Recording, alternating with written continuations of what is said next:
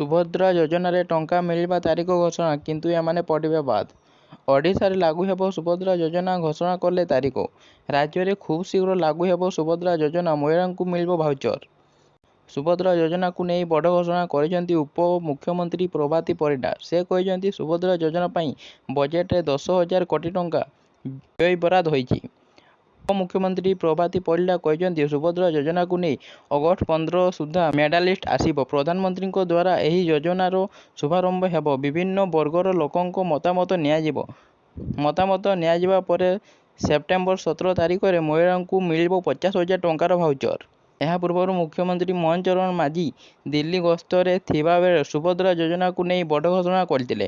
CM Mohan ମାଝୀଙ୍କ ସହିତ ଦୁଇ ଉପମୁଖ୍ୟମନ୍ତ୍ରୀ କେଭି ସିଂହ ଓ ପ୍ରଭାତୀ ପରିଡ଼ା ଏବେ ଦିଲ୍ଲୀ ଗସ୍ତରେ ଥିବାବେଳେ ସେଠାରୁ ବଡ଼ ଘୋଷଣା କରିଥିଲେ।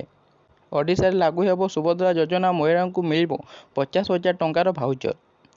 ଓଡ଼ିଶାରେ ବହୁତ ଶୀଘ୍ର ଲାଗୁ ହେବ ବହୁ ପ୍ରତୀକ୍ଷିତ ତଥା ବିଜେପି ସରକାରର ଲୋକାମୁଖୀ ଯୋଜନା ସୁଭଦ୍ରା। ସେପ୍ଟେମ୍ବର 17 ତାରିଖରେ ଆରମ୍ଭ ହେବ ସୁଭଦ୍ରା ଯୋଜନା। ଓଡ଼ିଶାର ଲକ୍ଷ ଲକ୍ଷ ମହିଳାଙ୍କୁ ବଡ଼ ଭେଟି ଦେବେ ମୋହନ ସରକାର।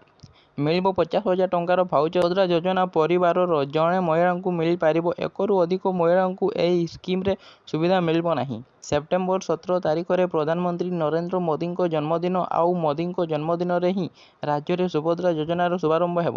ନିଜେ ପ୍ରଧାନମନ୍ତ୍ରୀ ନରେନ୍ଦ୍ର ମୋଦି ଓଡ଼ିଶା ଆସିବେ, ଆଉ ଏଠାରେ ପ୍ରଧାନମନ୍ତ୍ରୀ ନରେନ୍ଦ୍ର ମୋଦି ନିଜେ ସୁଭଦ୍ରା ଯୋଜନାର ଶୁଭାରମ୍ଭ କରିବେ। ଓଡ଼ିଶା ଆସି ସୁଭଦ୍ରା ଯୋଜନାର ଶୁଭାରମ୍ଭ କରିବେ ପ୍ରଧାନମନ୍ତ୍ରୀ ନରେନ୍ଦ୍ର ମୋଦି। ସେପ୍ଟେମ୍ବର 17 ତାରିଖରୁ ଏହି ଲାଗୁ କରାଯିବ।